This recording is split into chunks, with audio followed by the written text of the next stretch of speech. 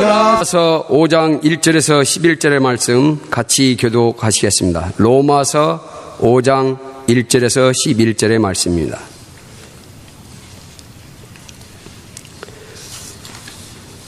(1절) 제가 교독하시겠습니다. 스크린에도 나와 있습니다. 그러므로 우리가 믿음으로 의롭다 하심을 얻었은즉 우리 주 예수 그리스도로 말미암아 하나님으로 더불어 화평을 누리자.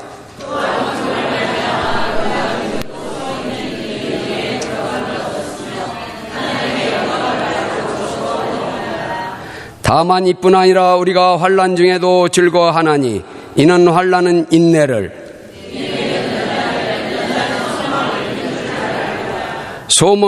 소망이 부끄럽게 아니함은 우리에게 주신 성령으로 말미암아 하나님의 사랑이 우리 마음에 부은 바 됨이니,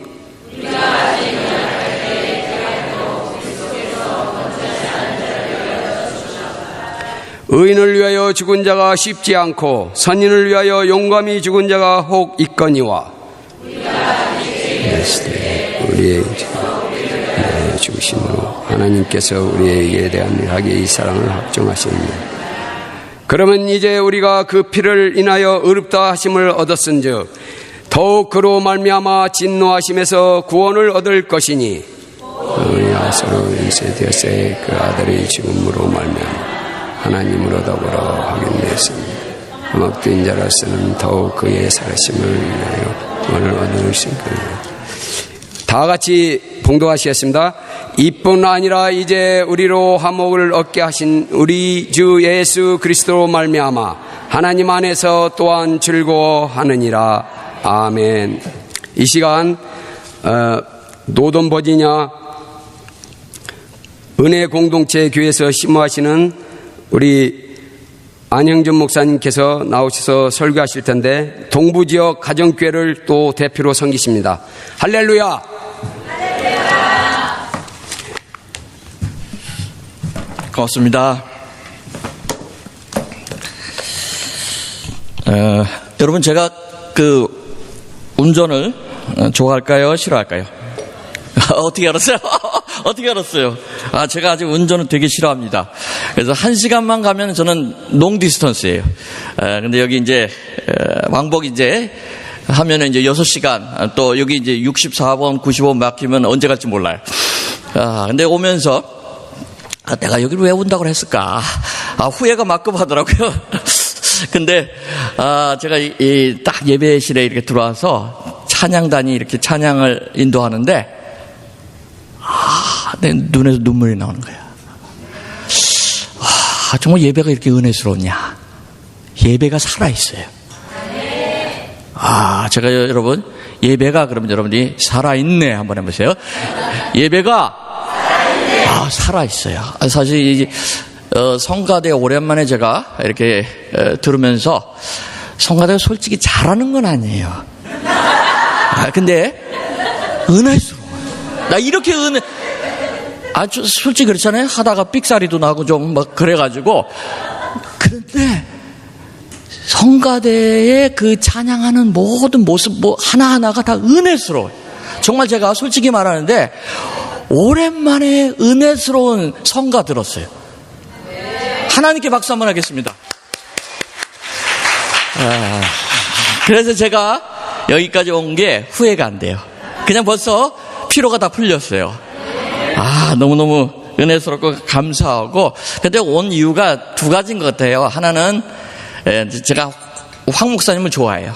그래서 온 거고, 안 좋아했으면 안 와요. 근데 좋아해서 와요.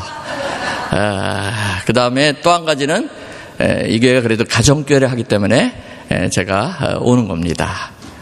그리고 또 한 가지는 제가 이 복음 전하는 거, 그것을 좋아하는 것 같아요. 좋아하면은 피곤해도 하잖아요. 그래서 아마 이제 온 것 같아요. 그래서 하나님께서 정말 제가 3년 전에 왔더라고요. 우리 장로님 말씀해 주시더라고요. 3년 전에 왔는데 3년 전보다 교회가 분위기가 더 좋아. 요즘에 그렇게 하기 힘들거든요. 요즘에는 현상 유지만 해도 잘하는 거예요. 근데 이게 여기는 현상 유지가 아니라 분위기가 더 밝아졌어. 아까 제가 오피스 그 목회실에 있는데 이 그리딩 하는 거, 인사하는 거, 이게 참 좋은 교회다라는 인상을 심어줄 수밖에 없더라고요. 오는 사람한테 폭풍이 있었는데 괜찮냐고 막 그렇게 물어보면서 안부 묻고 이런 것들이 참 은혜스럽더라고요. 들으면서 우리 영광장로교는 소망이 있다, 그런 생각이 들었어요. 그냥 하는 말이 아니에요. 그냥 하는 말이 아니고 진짜로 영광장로교에 소망이 있어요. 소망이 있고 제가 이제 저는 잘 못하지만 교회를 보는 눈은 좀 있어요.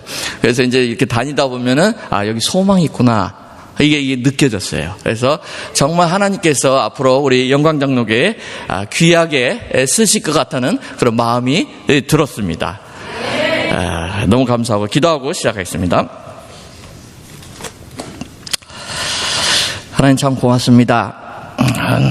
제가 무슨 말을 할 수가 있겠습니까? 그제 하나님이 보내주셔서 심부름하고 갑니다. 하나님, 듣는 사람들 마음 문을 열어주시고 하나님의 말씀에 사람의 말로 들리지 않게 해주시고 하나님의 말씀으로 들려지게 하여 주시옵소서. 그래서 인생이 바뀌지는 놀라운 역사가 일어나게 하여 주시옵소서.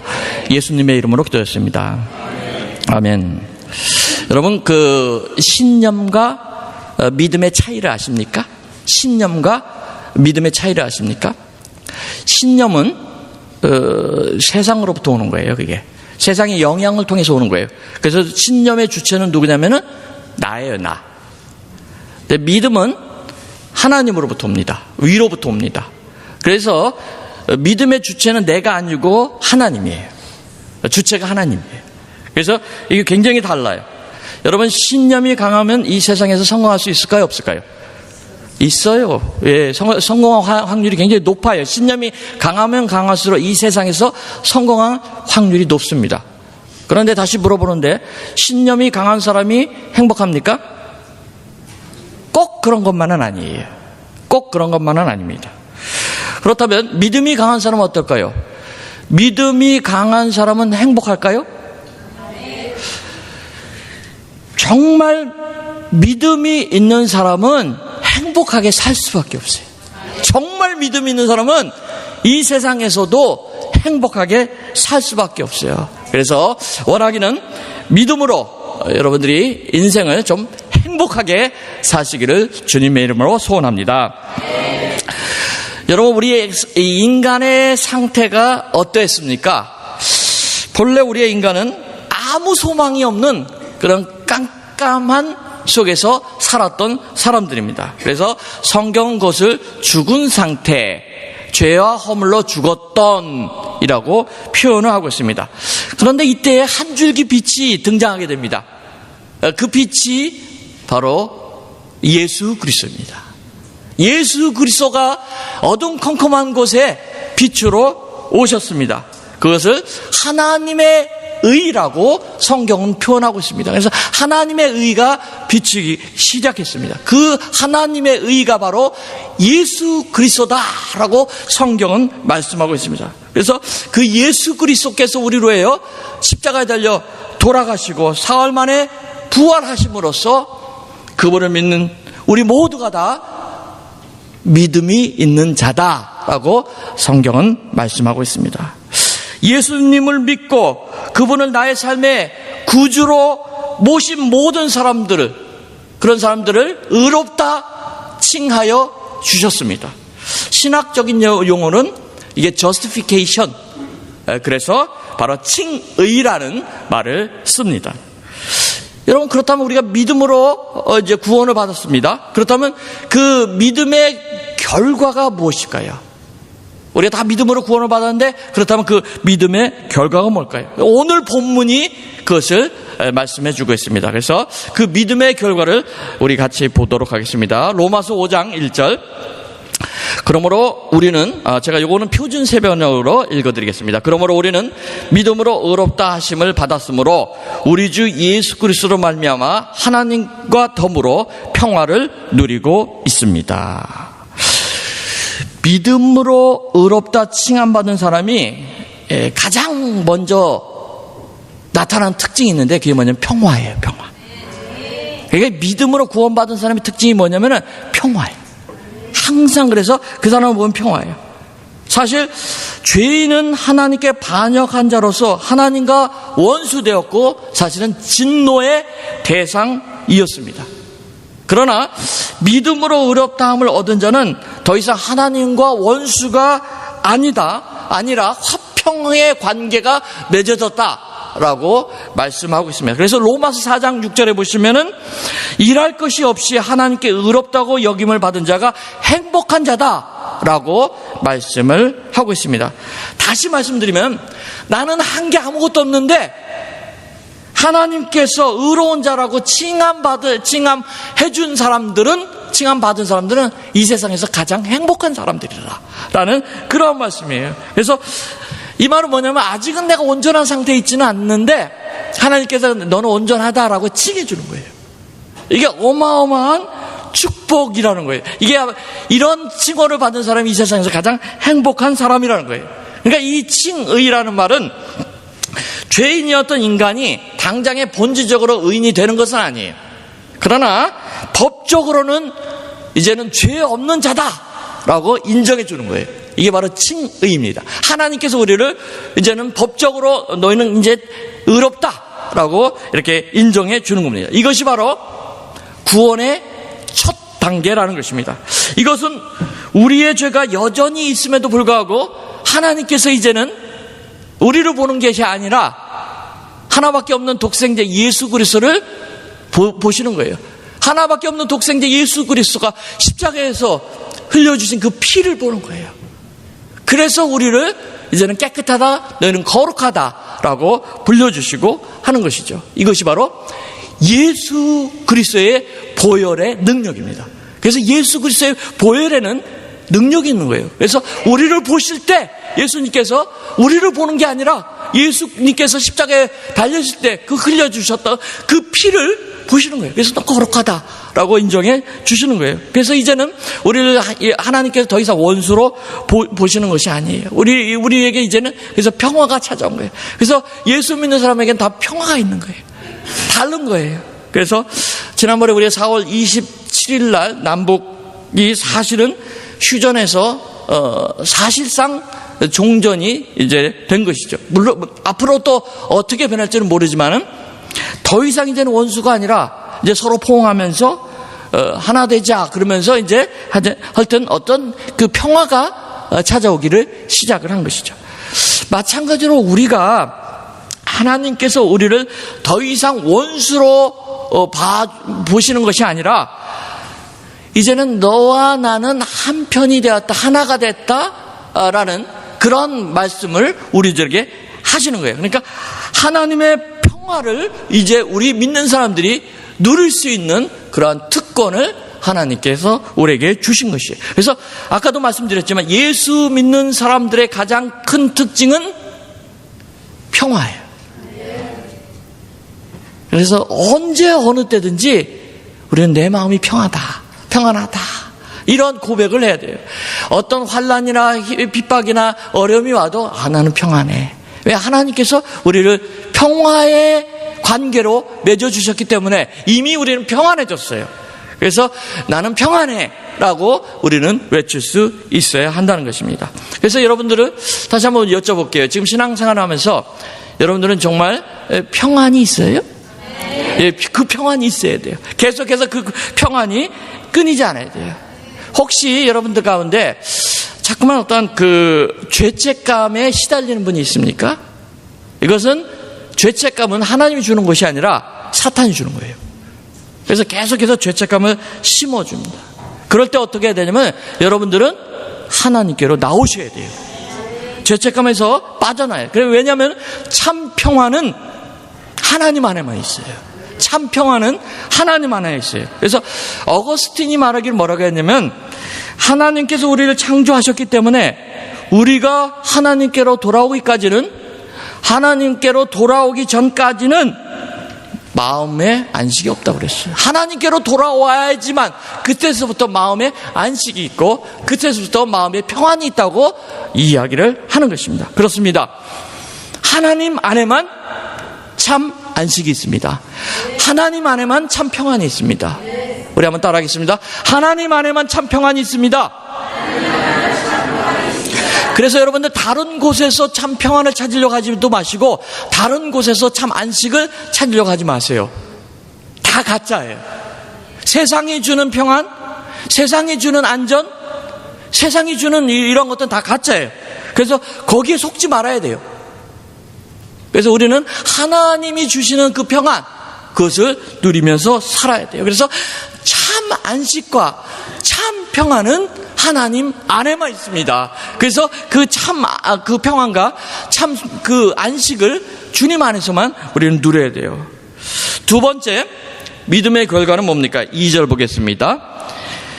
우리는 또한 그리스도로 말미암아 지금 서 있는 이 은혜의 자리에 믿음으로 나오게 되었으며 하나님의 영광에 이르게 될 소망을 품고 자랑을 합니다. 믿음의 결과 두 번째입니다. 믿음의 결과로 우리는 은혜의 자리로 갈 수 있게 됐어요. 은혜의 자리로 갈 수 있는 특권을 우리가 받게 된 것입니다. 그렇다면 이 은혜의 자리로 나아간다는 말이 무엇일까요? 로마서 3장 24절에 보시면은 모든 사람이 그 다음 거 24절 있습니까? 24절에 보면 24절 나왔네요. 그렇죠? 그리스도 예수 안에 있는 구주, 그렇죠? 예수 그리스도 안에 있는 구주. 그래서 은혜는 인간을 구원하시는 하나님의 은혜를 가리킨다고 말씀을 하고 있습니다. 그러니까 여기서 말하는 은혜는 하나님의 은혜를 말하는 거예요. 하나님의 은혜의 보좌로 나아가는 것을 말하는 것이에요. 그러니까 구원받는 은혜, 여러 가지 은혜들이 있지만 그 안에서도 구원받는 은혜를 말씀을 하고 있는 거예요. 다시 말씀드리면 예수 그리스도의 십자가의 공로와 우리의 믿음이 합쳐져서 바로 하나님의 은혜인 구원을 얻게 되었다는 것이에요. 이게 바로 복음이에요. 자세히 성경을 보면은 1절에 있는 이 화평, 평화라는 단어와 2절에 있는 은혜라는 단어가 계속 따라다닙니다. 계속 같이 평화와 은혜가 계속 붙어 다녀요. 마치 바늘과 실처럼 계속 따라다니는, 구약에서도 은혜와 평강이 계속 이렇게 따라다니고 있는 것을 볼 수가 있습니다. 그래서 민수기 6장 24절에 보시면 자손들을 축복해 주는 말을 할 때에도 은혜와 평강이라는 말을 계속해서 쓰고 있어요. 주님께서 당신들에게 복을 주시며 당신들을 지켜주시며 주님께서 당신들을 밝은 얼굴로 대하시며 당신들에게 은혜를 베푸시며 주님께서 당신들을 고이 보이셔서 당신들에게 평화를 주시기를 빕니다라고 기록을 하고 있습니다. 뿐만 아니라 신약 성경의 대부분의 신약의 편지, 서신서의 초두에도 그런 인사를 하는 거예요. 오늘 은혜와 평강이 오늘 너희에게 있기를 원한다. 은혜와 평강이 너희들에게 있기를 소원한다. 라고 시작을 합니다. 그러니까 오늘 우리가 살펴봐 이 로마서도 역시 로마서 1장 7절에 보면 여러분에게 은혜와 평강이 있기를 원합니다. 라고 하는 것을 볼 수가 있습니다. 그러니까 이 성경 전체에 은혜와 평강이 꼭 붙어 다니고 있는 것을 알 수가 있죠. 근데 여기에는 굉장히 큰 의미가 있는 것을 우리가 알 수가 있습니다. 즉, 이 평강은 예수님께서 십자가에 달려 죽으심으로 화목 제물이 되심으로써 하나님과 원수되었던 우리가 하나님과 화평하게 된 것을 말한다고 말씀드렸습니다. 이것은 결국 하나님의 은혜로 된 것이다. 하나님의 은혜로 된 것이다. 라고 말씀하고 있는 것입니다. 결국 이 화평의 은혜는 우리 인간이 구원을 받는 근거가 되는 거예요. 이게 근거가 되는 거예요. 그래서 이 화평과 은혜가 계속해서 따라다니고 있는 거예요. 그래서 우리가 구원받은 것은 예수 그리스도께서 십자가에 달려 돌아가시면서 그 길을 열어주셨고요.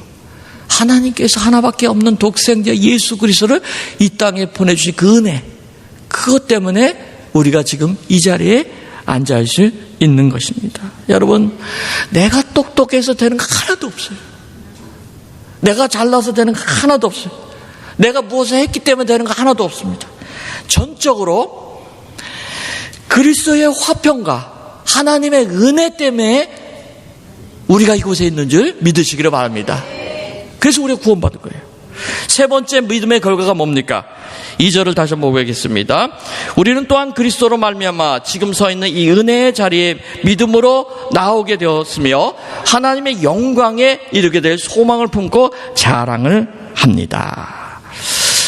하나님의 영광을 바라고 즐거워한다고 말씀하고 있습니다.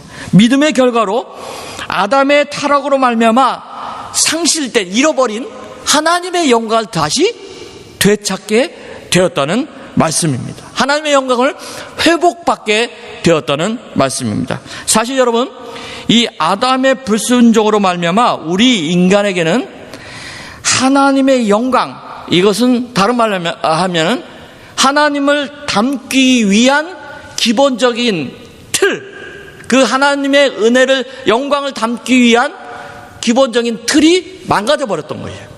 그래서 담을 수가 없는 거예요. 하나님의 영광을 우리가 받을 수 없는 그런 상태에 우리가 있었다는 사실입니다. 그래서 로마서 3장 23절에 보면 모든 사람이 죄를 범하심에 하나님의 영광에 이르지 못한다라고 말씀을 하고 있죠. 그러니까 모든 인류가 죄를 범해서 하나님의 모습을 담는 길이 사라져버린 거예요. 길이 없어진 거예요. 하나님을 닮을 수 없게 된 거예요. 볼 수 없는 거예요. 하나님의 영광을 우리가 찾아볼 수가 없게 된 거예요. 그래서 하나님의 영광에 이룰 수 없는, 하나님의 영광을 만날 수 없는 그러한 상태에 되었다는 것이에요. 그런데 우리가 의롭다 칭함을 받게 된 동시에 이 하나님의 영광, 즉 영적으로 하나님을 바라볼 수 있는 그 길이 열리게 되었다는 것이에요. 그래서 우리가 이 영안이 열린다, 눈꺼풀이 이렇게 벗겨진다라는 것은 바로 이제는 하나님의 영광을 볼 수 있는 눈이 생기게 되는 거예요.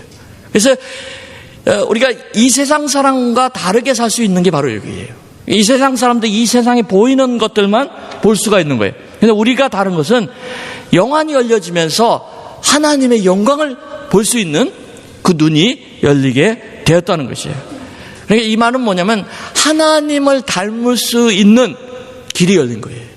하나님을 닮을 수 있는 우리가 길이 열린. 그래서 우리가 새롭게 만들어졌다, 새 창조도 됐다라고 말씀하고 있습니다. 그래서 본문은 하나님의 영광을 바라고 즐긴다라고 말씀하고 있습니다.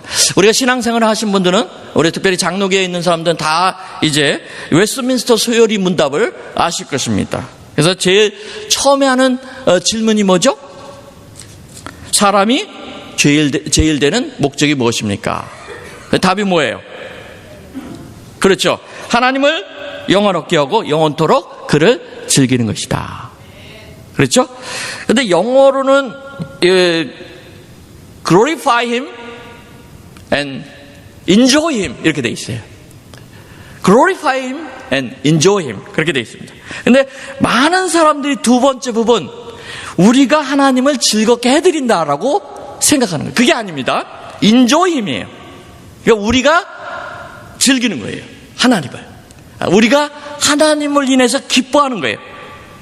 그래서 이게 너무 우리가 부족한 거예요. 하나님 때문에 우리가 기뻐하고 즐겨하는데 그걸 잘 못하는 거예요. 가만히 보니까 우리가 이방 종교의 영향을 받아서 그런 게 좀 있는 것 같아요. 유교나 불교의 그런 조상들의 어떤 그런 거, 전통이나 이런 거에 영향을 받아서 신앙생활 좀 이게 어둡게 하고 암울하게 하고 그래야 이게 뭐 경건하게 해야지만 된다는 그런 어떤 이상한 어떤 저기가 있어서 기쁘게 신앙생활들을 잘 못하는 것 같아요. 그런데 그렇지 않아요. 인조임, 하나님을 좀 우리가 즐겨야 돼요. 그게 그럴 필요가 있어요. 그래서 하나님을 기뻐하고 어떤 사람은 즐거워하기보다는 그냥 눈물로 그냥 신앙생활을 하는 사람도 있더라고요. 물론 저도 이제 오늘 울었지만 어떤 분은 기도만 하고 오는 분이 계세요. 맨날 똑같은 죄를 자백하고 우는 거예요. 보니까 제 친구 중에 옛날 얘기인데 이 친구는 술만 먹으면은 우는 거예요. 울으면서 하는 말이 뭐냐, 아이고 우리 아버지 불쌍해, 아이고 우리 아버지 불쌍해. 그러면서 똑같은 멘트를 계속 이렇게 하는 거예요. 그러니까 친구들이 그 친구 옆에 가기를 싫어해요. 왜냐하면 나도 슬퍼지니까. 그래서 가기를 싫어하는 거예요. 근데 우리 믿는 사람들 중에서도 기도만 하면 그 친구 같은 사람이 있어요. 그러니까 기도만 하면 우는 거예요. 물론 하나님의 은혜 때문에 그런 어떠한 주체할 수 없는 그런 감사의 기도가 나오는 거, 감사의 눈물이 나오는 거, 그건 너무 좋죠. 그건 경험이 있어야 되고 또 경험을 계속해서 해야만 합니다. 하지만 하나님과 만나는 그 시간이 얼마나 즐거운 시간인데 그 시간에 맨날 울기만 하면 하나님이 참 보시면서 얼마나 마음속으로 슬퍼하실까요?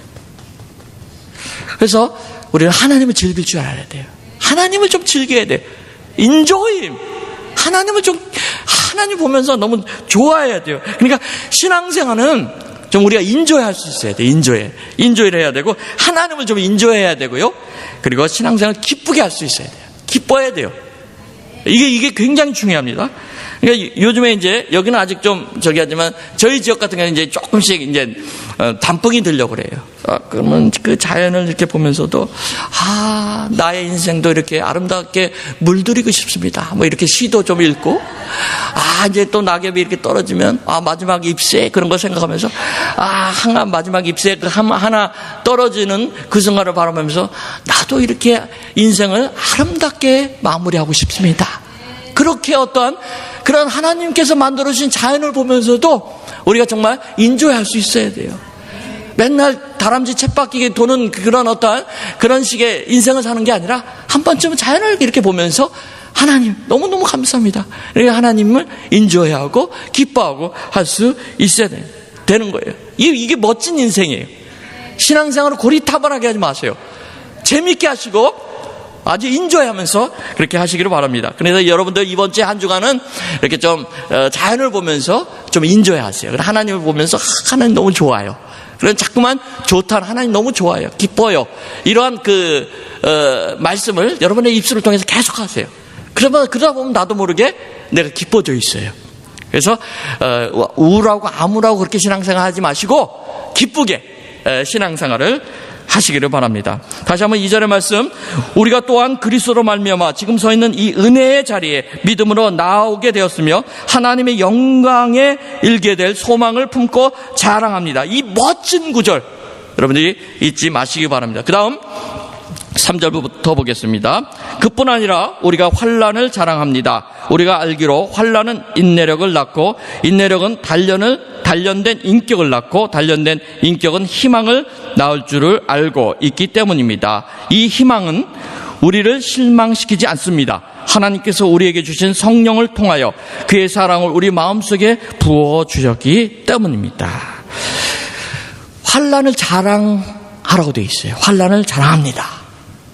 이 말은 환난을 만나도 즐겁게 여겨야 된다는 것이에요. 사실 우리 믿는 사람들이 환난은 별로 좋아하지 않은 단어예요. 사람들에게 그럽니다. 여러분들 정말 예수 믿고 축복 많이 받으세요. 그럼 아멘 그래요. 네, 여러분들 환난 받아도 기뻐하십시오. 그러면 노멘, 목사님이나 그렇게 하세요.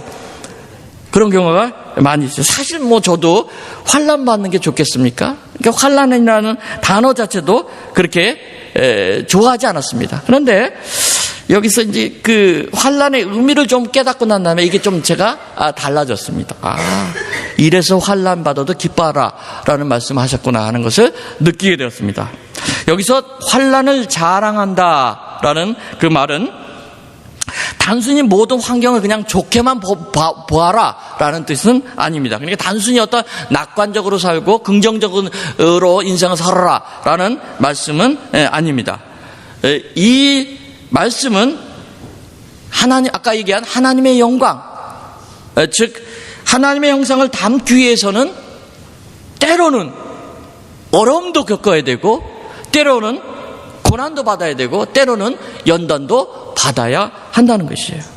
그래서 야고보서 1장 2절부터 4절까지 보시면은 나의 형제 자매 여러분, 여러 가지 시험에 빠질 때 그것을 더할 나위 없는 기쁨으로 생각하십시오. 여러분은 믿음의 시련이 인내를 낳는다는 것을 알고 있습니다. 여러분의 인내력을 충분히 발휘하여 조금도 부족함이 없이 완전하고 성숙된 사람이 되십시오 라고 기록하고 있습니다.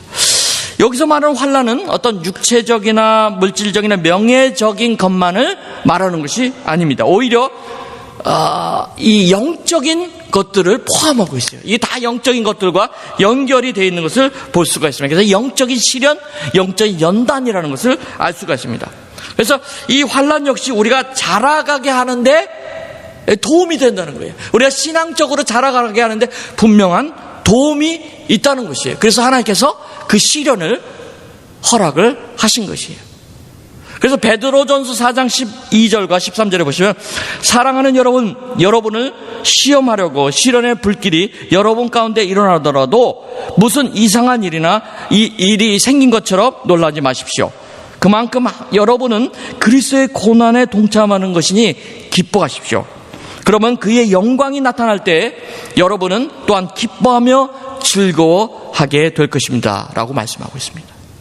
그러니까 이처럼 그리스도인에게 시련을 주시는 것은 십자가를 통하여 구원의 방법을 자꾸만 깨닫게 해주시는 거예요. 십자가를 통해서 하나님께서 구원의 방법을 알게 해주시는 거예요. 그래서 십자가 없이는 하나님의 사랑을 우리가 잘 깨달을 수가 없어요. 십자가의 고난을 빼놓고는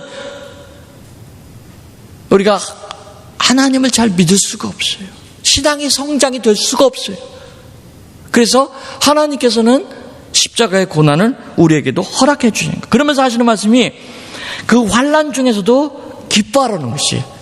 이게 환난 중에서 기뻐하는 게 가능할까요? 불가능할까요? 가능해요. 가능하니까 환난 중에서 기뻐하라는 것이에요. 그래서 오히려 더할 환난이 왔을 때 더할 말할 수 없는 기쁨을 가지라라고 하는 것이에요. 그러니까 환난 중에 여러분들이 꼭 기억해야 될 것은 뭐냐면은 나는 이미 그리스도 안에서 하나님의 평강을 누리고 있다. 아무리 환난이 와도 나는 이미 하나님과 연결이 돼 있다. 아무리 환난이 와도 고난이 와도 나는 이것을 이길 수 있다. 그런 마음이 우리에게 필요하다는 것입니다. 우리는 하나님의 영광에 이른다는 어떤 그 소망을 갖고 있기 때문에 지금 내 앞에 오는 그런 어떤 문제나 그런 어려움이나 이런 것들을 능히 이길 수 있다는 그런 마음이 필요하다는 것이에요. 왜냐하면 우리는 하나님의 자녀예요. 그리고 그냥 자녀가 아니라 우리는 하나님의 사랑받는 자녀들이에요. 그렇기 때문에 우리는 능히 이길 수 있게 된다는 것이에요. 그래서 그 하나님의 사랑을 그 다음 구절에 이렇게 표현하고 있습니다. 6절부터 보겠습니다. 우리가 아직 약할 때 그리스도께서는 제때에 경건하지 않은 사람을 위하여 죽으셨습니다. 의인을 위해서라도 죽을 사람은 거의 없습니다. 더욱이 선한 사람을 위해서라도 감히 죽을 사람은 드뭅니다. 그러나 우리가 아직 죄인 되었을 때 그리스도께서 우리를 위하여 죽으셨습니다. 이리하여 하나님께서는 우리들에 대한 자기의 사랑을 실증하셨습니다. 확증시켰습니다. 이 말씀은 하나님이 우리를 얼마나 사랑하시는지 증명해 보이시는 거예요. 하나님 우리 얼마나 사랑하시는지. 언제 그리스도를 보내주셨다고요? 우리가 완벽할 때? 아니잖아요. 그렇죠? 우리가 완벽해 이젠 됐다. 우리가 강할 때? 우리가 잘 나갈 때? 아니죠.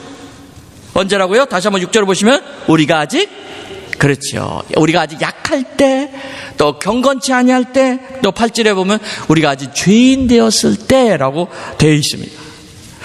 여기서 약할 때라는 말은 육체적으로 약할 때를 의미하는 말이 아닙니다. 사실은. 그래서 이 말은 뭐냐면은 우리가 약한데 얼마나 약하면 하나님의 법을 지킬 수 있는 능력이 없을 때를 말하는 거예요. 너무 약해서 하나님의 법을 지킬 수 없는 그런 능력이 전혀 없는 그런 상태를 말하는 것이에요. 경건치 아니할 때는 이 말은 뭐냐면 하나님을 두려워하지도 않고 하나님이 없다고 생각할 때 그때를 의미하는 거예요. 죄인 되었을 때는 뭐냐면은 죄의 지배 아래 있을 때를 의미하는 것입니다. 그러니까 이 말씀은 우리 인간이 하나님과는 아무 관계가 없는, 도저히 손을 쓸 수 없는 그러한 상태에 있을 때 하나님께서 우리에게 오셨다는 거예요. 이게 놀라운 사랑이에요. 어떻게 할 수 없는 그런 상태에 있을 때 하나님께서 우리에게 오신 거죠. 하나님의 은혜가 이렇게 크다는 거예요. 도저히 받을 수 없는 사람들에게 하나님께서 은혜를 주셨다는 이야기입니다. 그래서 하나님의 은혜가 크다라는 것이에요. 그래서 하나님의 은혜는, 하나님의 사랑은 우리 인간들의 사랑과는 비교가 안 되는 거예요.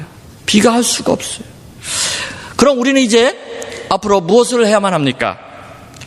여러분, 그냥 이제는 여러분 그 모습 그대로 하나님께 나오는 거예요. 그 모습 그대로. 그럼 어떤 사람은 그렇게 반응하면, 그래도 제가 뭐 좀 해야죠. 뭔가 해야죠. 뭔가 좀 준비를 하고 뭔가 해야죠. 그럴 필요가 없어요. 지금은 이제 우리가 이제 미국에 있기 때문에 목욕 문화가 아니라 샤워 문화이기 때문에 매일 이렇게 샤워가 할 수가 있죠. 근데 우리가 예전에는 한국에 있을 때 그 집 안에 샤워실이 있는 집이 거의 별로 없었습니다. 그러다 보니까 목욕탕 가는 게 이제 연중 행사였어요. 뭐 추석이나 설날 때 이렇게 한 번씩 가고 그러죠. 뭐 그러면은 저희 누이 같은 경우에는 이제 목욕탕을, 공중 목욕탕 가기 전에 한번 집에서 물을 데펴서 한번 씻고 그러고 가는 거예요. 왜 그러냐 그랬더니 너무 창피하다는 거예요. 그러면서 때를 한번 그래도 일단 1차로 벗고 그 다음에 간다는 거예요. 근데 많은 사람들이 신앙생활을 하면서 무언가 내가 해야 된다라는 그런 죄책감이나 의무감에 빠져 있어요. 그럴 필요가 없어요. 그냥 있는 때 묻은 그대로, 있는 모습 그대로 하나님께 그냥 나가면 되는 거예요. 그런 모습 그대로 나갈 때 하나님께서는 그냥 받아주시는 거예요. 내가 뭘 자꾸만 하려고 하지 마세요. 그 율법으로 우리를 얽매는 것이, 얽매는 거예요. 그게 아니라 하나님의 은혜 때문에 그냥 하는 거예요. 하나님의 은혜가 주어질 때, 할 때 거기서 은혜가 쏟아지는 거예요. 그 다음에 그렇게 하나님의 은혜로 구원을 참으로 몸소 체험하게 되면 그때 인생이 삶이 바뀌는 거예요. 그냥 하지 말라고 하게 돼 있어요. 그래서 진짜 구원받은 사람들은 삶이 바뀌더라고요. 진짜 구원받은 삶이 바뀌게 돼 있어요. 사람이 바뀌어요. 저희 교회도 최근에 이제 여기 우리 영광장로교회도 젊은이들이 이렇게, 젊은 사람들이 계속 이렇게 들어오는데 저희도 좀 그런 현상이 좀 일어나고 있어요. 젊은이들이 오는데 이 친구들 중에 마약하는 친구들, 뭐 이렇게 우울증 걸린 친구들이 왜 이렇게 많은지 몰라요. 이 친구들이 와요. 그래서 목장에서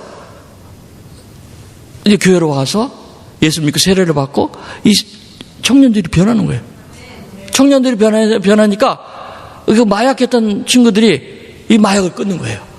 마약을 끊고 그러다 보니까 이제 인생, 이게 어디서 그걸 볼 수가 있냐면 얼굴이 달라졌어요.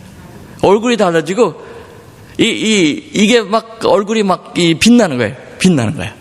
너무 좋아가지고 막 와서 이런 그 뭐 악기나 뭐 이런 거 할 때도 셋업하고 막 그러는 거예요.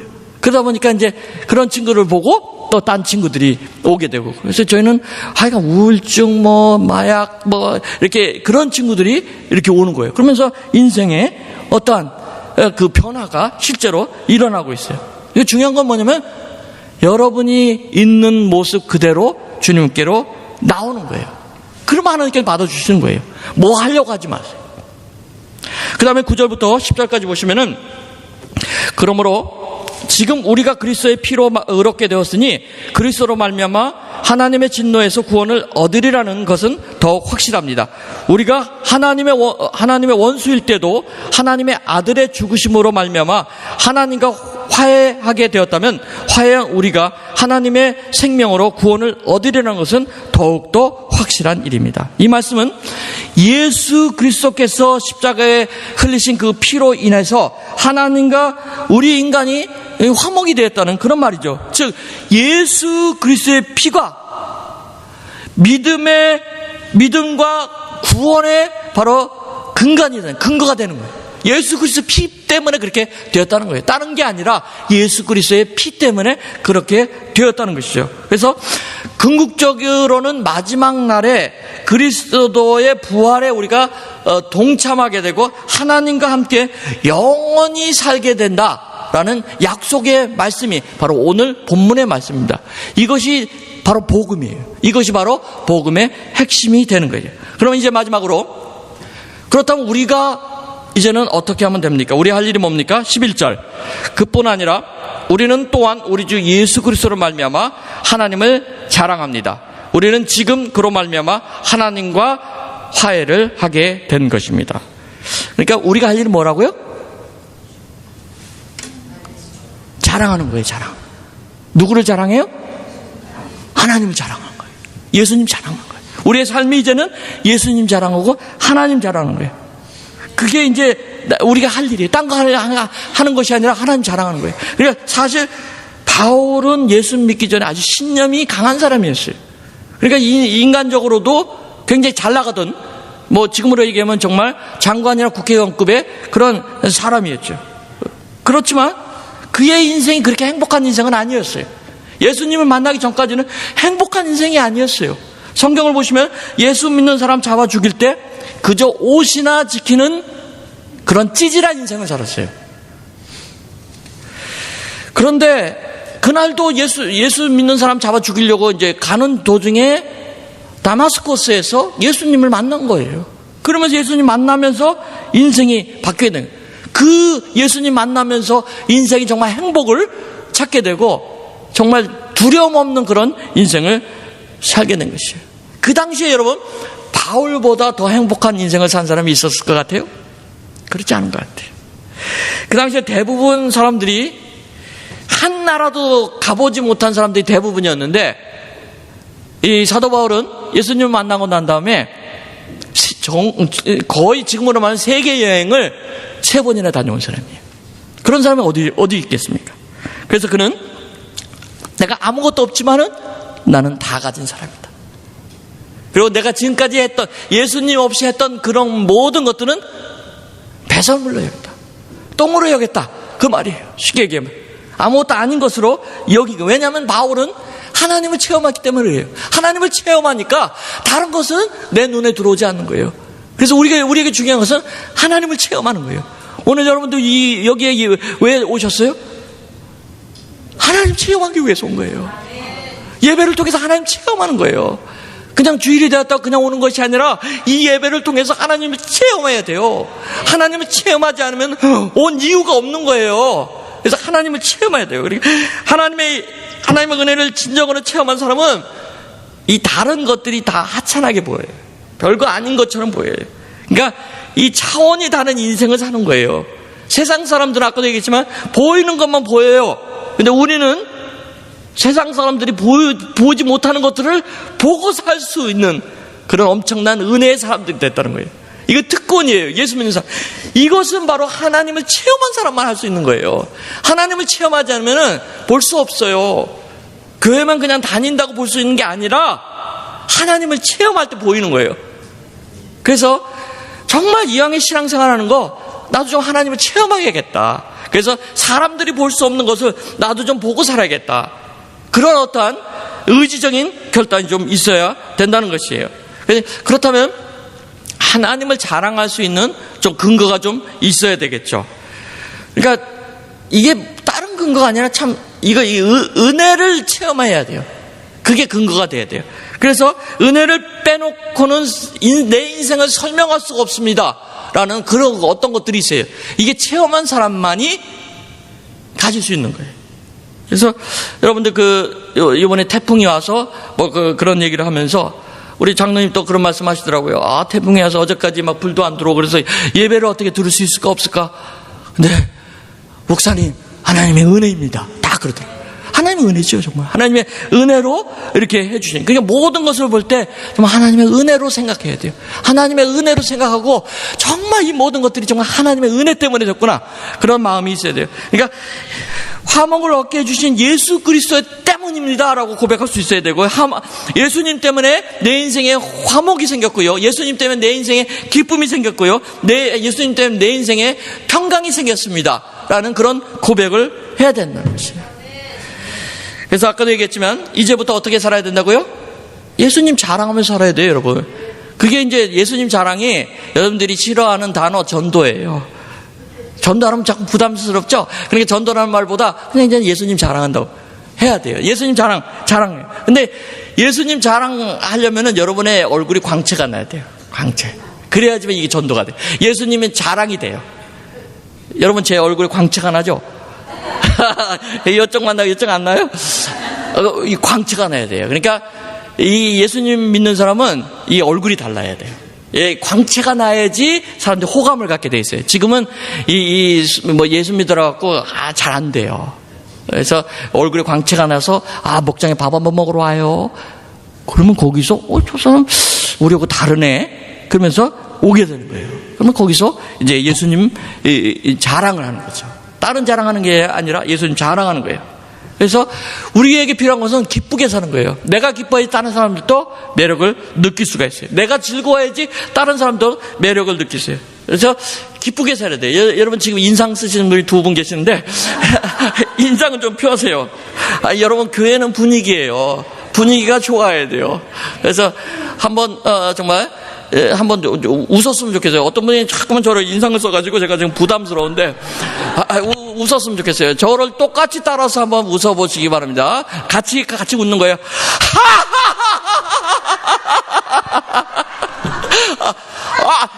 여러분 이게 그 웃음이 가짜로 웃어도 정말 건강에 도움이 된다고 그러잖아요. 이게 의학적으로 증명이 됐어요. 그렇죠?